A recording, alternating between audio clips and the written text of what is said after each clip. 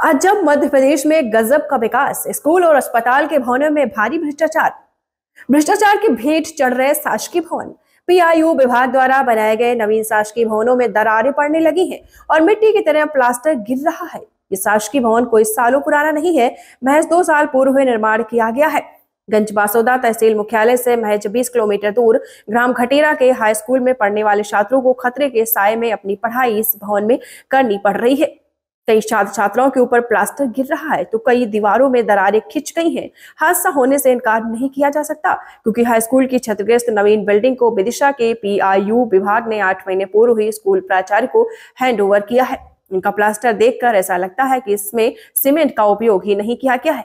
ये सब प्लास्टर हाथों में से भुरभुरा कर गिर रहा है और दरारें नजर आ रही हैं। मजबूरन होकर छात्रों को, शिक्षकों को स्कूल में अध्यापन कार्य कराना पड़ रहा है। उन्हें हर पल डर बना रहता है कि कहीं बिल्डिंग उनके ऊपर न गिर जाए।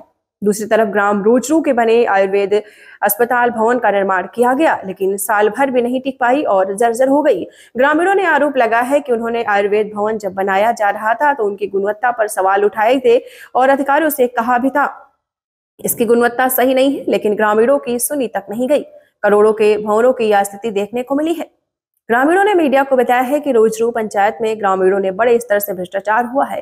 पीआईयू विभाग द्वारा निर्माण किए गए सभी भवनों में भारी भ्रष्टाचार हुआ है। स्कूल एवं स्वास्थ्य विभाग के भवनों को अब तक भ्रष्टाचार की भेंट चढ़ा दिया गया। अजब मध्य प्रदेश में गजब निर्माण कार्य हो रहा है।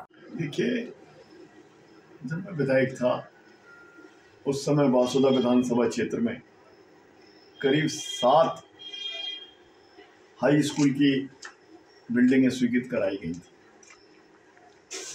और तमाम प्रक्रियाओं के बावजूद भी उस समय उनका काम नहीं लग पाया। कभी आचार संहिता, कभी और कोई प्रॉब्लम, और इसके बाद वो काम लगा। मगर दुर्भाग्य देखिए, बीच के 15 महीने छोड़ दो, 22 साल हो गए भारतीय जनता पार्टी की सरकार। जिस सरकार काय की है, जिस सरकार क्राइम और करप्शन की है, जिस सरकार तमाम अवैध कारनामों की है, जिस सरकार सिर्फ और सिर्फ विज्ञापनों की सरकार है। और जब सरकार इन्वॉल्व हो करप्शन में, 55 किलो कहीं सोना निकल रहा है, कहीं नोटों के बंडल पकड़ा रहे हैं, कहीं अवैध जमीनों के कागजात निकल रहे हैं, ये कैसे संभव है? जब तक सरकार का संरक्षण नहीं हो तब तक ना तो करप्शन हो सकता, ना क्राइम हो सकता, ना किसी तरह के अपराध हो सकते।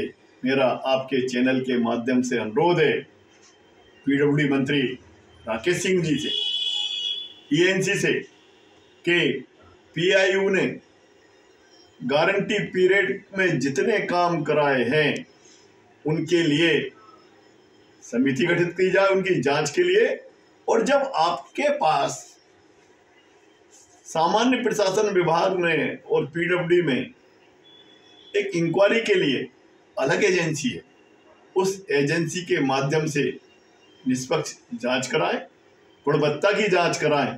बड़ी मुश्किल से बिल्डिंगें बनती है और उन बिल्डिंगों में कौन पढ़ता है? देश का भविष्य तैयार होता है।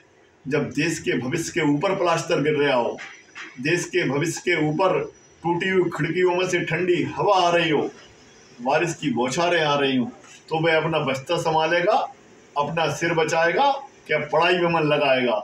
मैं ये बात इस प्रदेश के मुखिया से पूछना चाहता हूँ और अपेक्षा करता हूँ कि शीघ्र कार्रवाई होगी।